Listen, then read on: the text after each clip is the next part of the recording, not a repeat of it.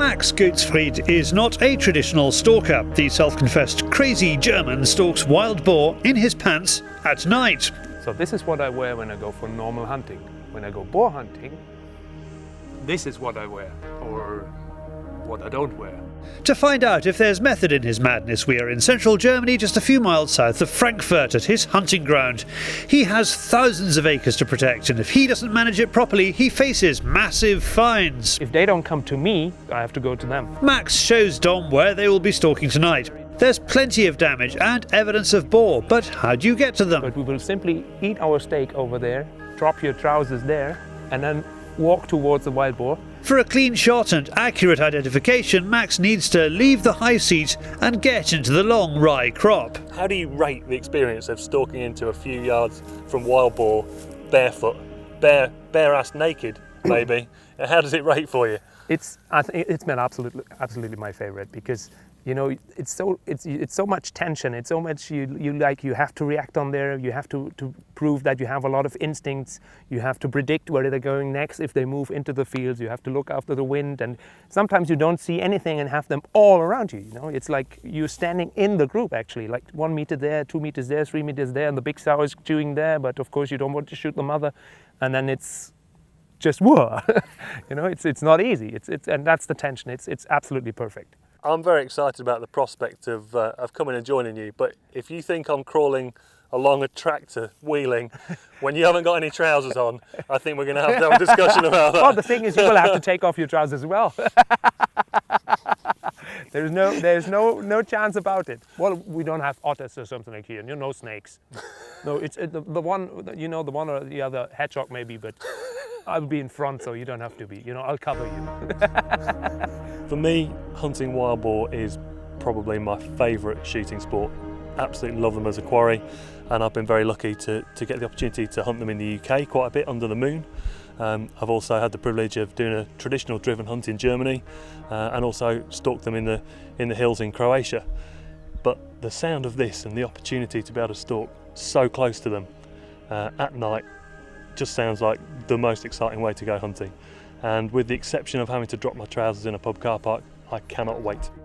We originally sold Dom on the idea that we were out here to film barefoot stalking, which was bad enough. So to get him to strip off, Max needs to convince him that it's all for a good cause.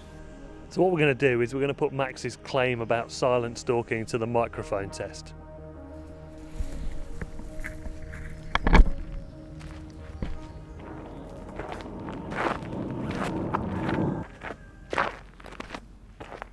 It's not just the difference in volume, Max, is it? There's a big difference in terms of sensitivity when you're wearing socks. Yes, of course, because with your shoe, you won't feel anything. You will just smash it. But if you go with your barefoot, you will feel something, and you can avoid an obstacle then. And with the trousers, a skin is not as loud as any kind of texture. Textile? Texture? Yeah. Textile. Yeah, Yep. so there's a lot of difference to that as well. Dom needs a drink. Handily enough, 200 yards from where we will be stalking is a beer garden. The noise of the pub is an advantage. Max uses whatever sound cover is on offer. A passing car, an aeroplane overhead. They all present an opportunity to take a few steps closer to the boar. Don't steal too much. And presumably, if there's a large number, that's easier for you to get close than if there's just one outside. Yes, of course, because a single wild boar knows that it doesn't do any more noise than itself. So if there's a group and there's some noise over there, they think, oh, well, it's a brother or sister or whatever. A single wild boar is always very difficult to stalk because it has its ears, you know, and they don't see very well, but they got very good ears and they will smell you, and you know, it's difficult. With the darkness upon us, the time has arrived for the stalking and disrobing. I hate you, David. But in all honesty, straight away, having socks instead of shoes, you can feel the ground so much better. David, the cameraman, heads up to the high seat to get an overview of events. Max and Dom stalk the crop. Both Max and Dom have Zeiss Victory night vision kit to spot the animals. Hunting with night vision rifle scopes is not allowed in Germany, so Max has a traditional scope on the rifle. More about that later. It's exciting for all concerned, but even though they get within feet of the boar, there's just too much crop. The wind and rain would normally have knocked over more of the standing crop by now, offering more shooting chances. It was like being at a feast with Jabba the Hutt. You could hear all around. And you could see the corn moving through the night vision, but we couldn't actually see the animals. And I think where the wind was swirling, every now and again you could hear a warning blow where they knew something wasn't right. And then of course, we got very, very close, but I think they just weren't confident enough to come out into the clearings. But as you can tell, Max is on a mission to go to another area, so we'll best go. The other spots offer nothing, so we get some well-earned rest before more reconnaissance work. Max is happy there are boar on this farmland too. He has shot them near here before. A close inspection shows there is activity, plus there is a track leading to the crop and the woods behind. Max explains to Dom just what kit he needs to do his job effectively. In order really to say what animal is in front of me, if it's a sow or if it's a male, are there piglets or not, I usually take a night vision as well. Not on a scope, it's not allowed in Germany, but in the normal observation optics, and that helps a lot. So it really helps you to see, okay, this is something I can shoot or not, I don't want or not allowed to shoot. It has to be easy to handle, yeah. It has to be easy to carry, lightweight, and very important is it has to be only one eye, because it's artificial light in it. So when you look through it, you will be totally blinded. Yeah, so it's important to have only one eye, and you have to do it on your not shooting eye, of course, because then if you go into the scope and did your shooting eye before, you're totally blind. So there's no use in that. You need a single one, and you need to do it on your non-shooting eye. Okay, so it's day 2 of the big boar hunt, and we're just about to head out for our second outing. As you can see, it's a beautiful evening. Still, it's been a warm day, and we're quite optimistic. We got very, very close to the boar last night, but without any success. We've come to scout some different pieces of ground today. We've got some good intelligence to suggest that there's boar active in this area at the moment. So yeah, we're very hopeful, and I know that Max can't wait to get his trousers off. Not so keen. Tonight, Dom is taking a back seat and our cameraman heads off with the crazy German.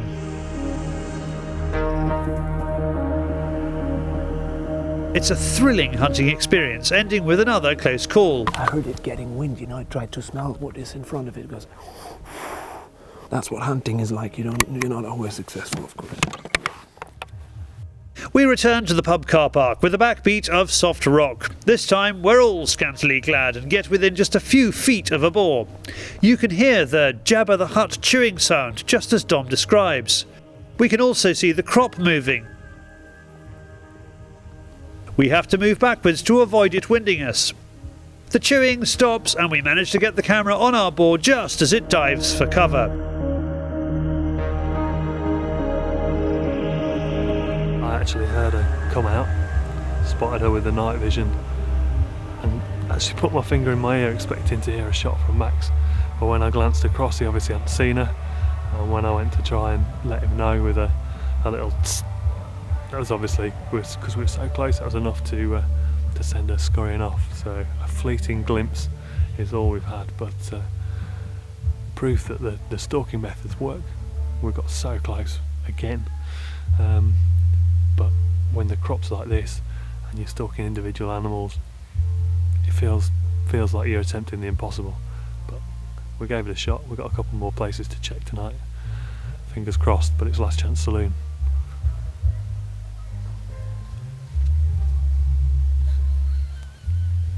With dawn on our heels, we split up. This time we keep our distance as Max heads into a much shorter wheat crop. He spots a single young female and shoots. The boar is hit but heads into thick cover. It means Max puts on more clothing than we ever knew he owned.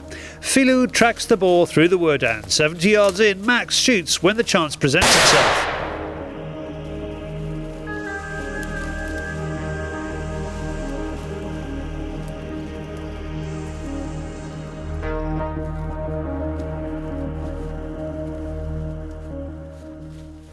It's a female that lost its frischling for some reason. There's nothing in anymore. despite what the camera's probably telling you now, it's actually very close to dawn. So it really was our last chance to try and get something. And after what can only be described as an eventful weekend, we have finally managed to get a wild boar. And I think Max has probably earned it. He's put in some serious graft and some serious miles in his pink socks. And he's introduced us to a whole new way of looking at stalking.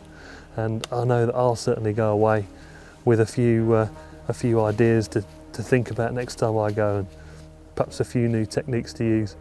Whether or not it'll result in me stalking my underpants in the future, I wouldn't have thought so. I think probably the British countryside is fairly safe.